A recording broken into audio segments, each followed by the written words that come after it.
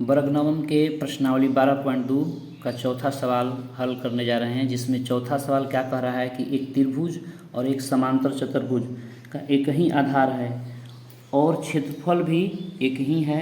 यदि त्रिभुज की भुजाएं 26 cm, 28 cm और 30 cm है तथा समांतर चतुर्भुज 28 cm के आधार पर स्थित है तो उसकी संगत ऊंचाई ज्ञात कीजिए। कहता है कि एक त्रिभुज और एक समांतर चतुर्भुज दोनों का क्षेत्रफल समान है।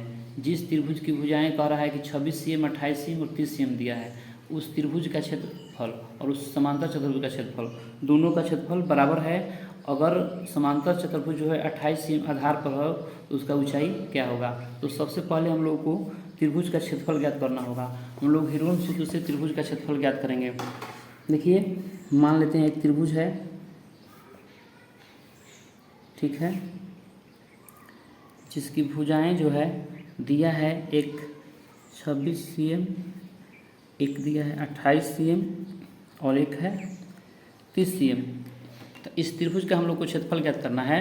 तो हम लोग हीरोन सूत्र का प्रयोग करते हुए इस त्रिभुज का क्षेत्रफल ज्ञात करेंगे। इस भुजाओं को मान लेंगे, ए भुजा 26 cm, बी 28 cm और सी 30 cm। तो सबसे पहले हम लोग निकालेंगे त्रिभुज का अर्ध परिमाप एस।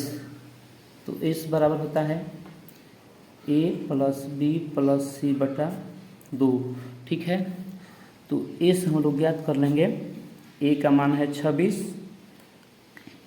और बी का मान है 28 प्लस सी का मान है 30 बटे 2, यानी 26, 28, 30 जोड़ेंगे तो देखिए 0 और 8, 8 होगा, 8 6 14 का 4 हासिल लगा 1, 3 2 5 और 2 7, 1 हासिल 8 बटे 2। तो 42 दूनी 84। हमारा एस का मान आ गया 42 cm। क्या आ गया?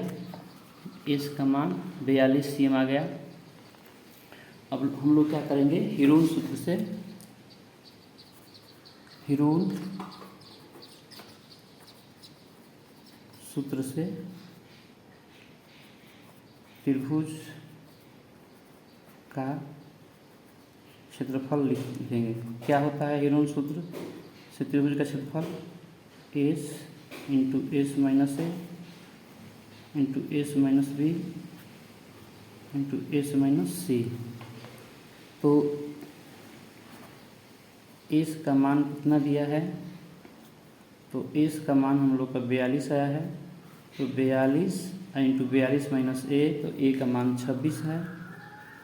एस माइनस बी, तो एस का मान 42 और बी का मान 28 है। फिर एस माइनस सी, तो 42 और माइनस सी का मान है 30, ठीक है। तो हम लोग लिखेंगे 42 में से 26 घटाएंगे तो बचेगा, ये हो जाएगा 12, 12 में 6 घटा 6 हासिल दिया तो 3 हो गया, 3 में 2 घटा 1, 16 प्लस देखिए 2 में से नहीं 8 घटेगा तो हासिल जाएगा 12, 12 में 8 घटेगा 4 हासिल दे दिया तो हो गया 3, 3 में 2 घटा 1 गुणे 42 में से 30 घटाएंगे तो 12।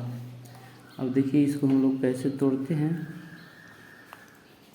तो 6 सत्ते 42 कर देंगे, 4 का 16, 16 को 2 भाग में बांट देंगे, 7 दूनी 14 कर देंगे और ये है 12 का 2 छक्का 12, यानी देखिए 6 कितना हुआ, 1 और 1, 2 को 6 हुआ ना, तो 2 6 हुआ तो 2 गो के बदला में 1 6 रूट से बाहर निकल जाता है। 7 कितना हुआ, 1 और 2, तो 2 गो का 1 7 बाहर आ जाएगा।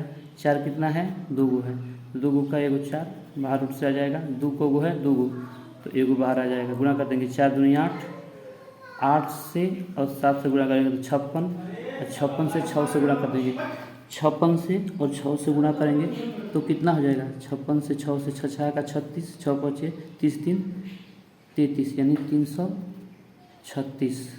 336 सेंटीमीटर स्क्वायर हमारा क्षेत्रफल आया इसका। तो क्षेत्रफल आया हम लोग को त्रिभुज का। तो कहता है इस त्रिभुज का क्षेत्रफल और समांतर चतुर्भुज का क्षेत्रफल दोनों बराबर है। तो लिखेंगे समांतर चतुर्भुज का क्षेत्रफल बराबर त्रिभुज का क्षेत्रफल। ठीक है, तो समांतर चतुर्भुज का क्षेत्रफल होता है आधार गुणे ऊंचाई, आधार गुणे ऊंचाई।